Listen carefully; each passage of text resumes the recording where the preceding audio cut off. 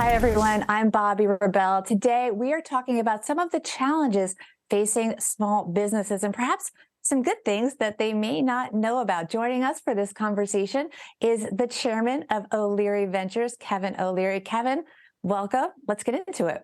How challenging is it, Kevin, for small businesses these days? What's the climate like, and why is it such a crunch for them? Well, think of the context that's occurred over the last almost 20 years, but 18 years where interest rates were virtually zero. And an entire generation of small business owners grew up in that environment where the cost of capital was considerably lower than the last 30, 40 years. And of course, liquidity was very, very high because the government was supporting them with all kinds of programs, particularly during the pandemic. And then like that, it changed overnight by two events: a rapid raise in Fed hikes, unprecedented in this generation, the speed at which they raised rates, and then, of course, the collapse of the Silicon Valley Bank, which sent a shockwave through regional banking structures everywhere, which is where many of these small businesses used to borrow money, because they certainly can't borrow it now. And I love that you bring in the macroeconomic view. Talk about how that impacts the struggle that small businesses face, and then what the ramifications are for the consumer. I mean, you're in touch with all of your companies. What are you hearing from them? Well, consumers are still flush. It's a remarkable situation where we have a very strong consumer base because we basically printed $4 trillion of support in the last 36 months, unprecedented in modern history for how much paper was printed. And $1 trillion of that is not yet even distributed. So I imagine the consumer is going to remain pretty flush for quite a while. That's not the case for small business because they're 70% of the economy.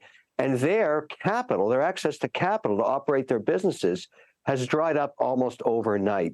It's very expensive. Just think of one thing. Let's say you're an operator, 50 million in sales, family business, 25 employees, and you sell to a large big box retailer. You used to be able to factor. That means that you take your receivable and sell it to somebody so you get cash for about 7 or 8%. Today, the price of that factoring is 27%. That is unprecedented in how fast it rose, and that's all your profit. So they're really being squeezed. Yeah. So speaking of, yeah, they are being squeezed in many cases. So during the pandemic, there was help out there. We had a lot of programs like PPP, which is the Payroll Protection Plan. We also had EIDL, but there's also something, those got a lot of buzz. There's also something called the Employee Retention Credit, ERC. That's different. Can you explain what that is and why that's something we're talking about these days? Well, the reason we're talking about it is no one's ever heard of it, because what happened in 2020 when the PPP program was launched, you accessed it through your local bank or a large money center bank like Bank of America. Mm-hmm. And all of my companies pursued it. The ones that were accredited for it got it. Now, it was very easy to do because you simply called your bank and they did all the paperwork. At the same time, you had the option to take the employee retention credit. But in 2020, you had to choose one or the other. The path of least resistance was PPP. It was the easier. So nobody took the employee retention credit. Then, come 2021, the pandemic gets worse.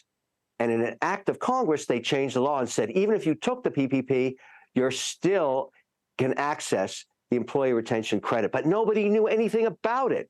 And so basically nobody's used it. So if you got PPP, you can still get the employee retention credit up to $26,000 per employee that was on a W-2 in 2020 and the first 2 quarters of 2021. Now, as soon as I learned about this, of course, I went back to every one of my company CEOs and said, do you know about this? And virtually none of them did. And so I actually read the act. It's 170 pages. It's complicated. But we have you to explain it. So I want to get into, how does the ERC work? What kind of employees? What size companies? How does the tax credit work? And then when will people actually see the benefits, Kevin? So basically, if you're the owner of the business, it's not for you. If you're an equity shareholder, not for you. If you were an employee on a W-2 in 2020 or 2021, it is applicable to you.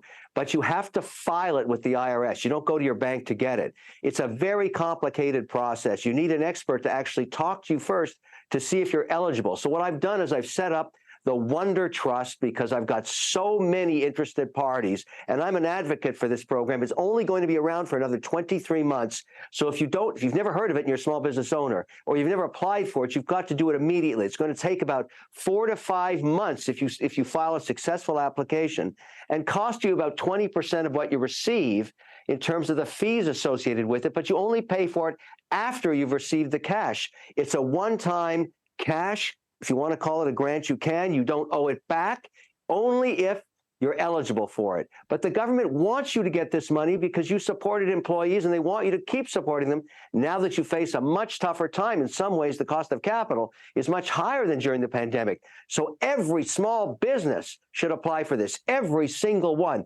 5 to 500 employees. You've got to apply for this. Go to wondertrust.com.